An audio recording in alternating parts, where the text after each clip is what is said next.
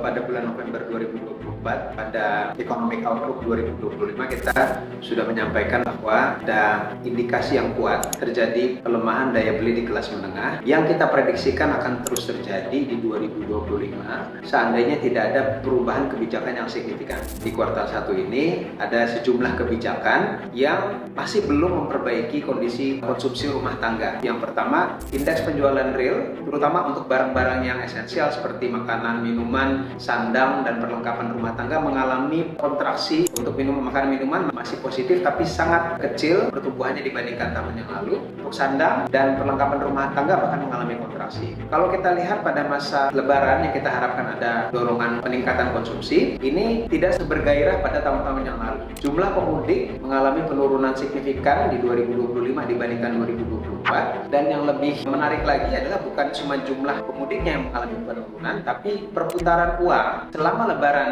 atau Idul Fitri di 2025 jauh lebih kecil dibandingkan dengan tahun-tahun sebelumnya, hanya lebih baik dibandingkan pada masa pandemi tahun 2020. Dan ini menurut kami bukan hanya sekedar fenomena di mana orang menahan belanjanya, tapi juga memang dari sisi income itu mengalami penurunan. Ini kita bisa lihat dari jumlah tabungan ya daripada masyarakat yang terus mengalami penurunan sampai dengan kuartal 1 2025 ini ya melanjutkan tren sebelumnya ya. Jadi sebetulnya masyarakat juga sedang dalam kondisi makan tabungan pada saat sekarang. Jadi artinya kebijakan-kebijakan pemerintah untuk mendorong konsumsi rumah tangga, mendorong daya beli itu harus menjadi prioritas ke depan mulai dari kuartal kedua dan seterusnya ya. Berbagai macam insentif dan juga berbagai macam kebijakan dan program untuk penciptaan lapangan pekerjaan dan perbaikan dari sisi income. Kalau ini bisa dilakukan, kami prediksikan pada 2025 ini ada koreksi lagi terhadap pertumbuhan ekonomi yaitu 4,6 sampai 4,8% dari yang sebelumnya kita prediksikan 4,8 sampai 5%. Kalau kebijakan-kebijakan yang kaitannya mendorong daya beli ini dilakukan oleh pemerintah dengan segera, ini proyeksinya bisa mencapai pertumbuhan ekonomi 4,8%. Tapi kalau tidak, ini bisa masuk ke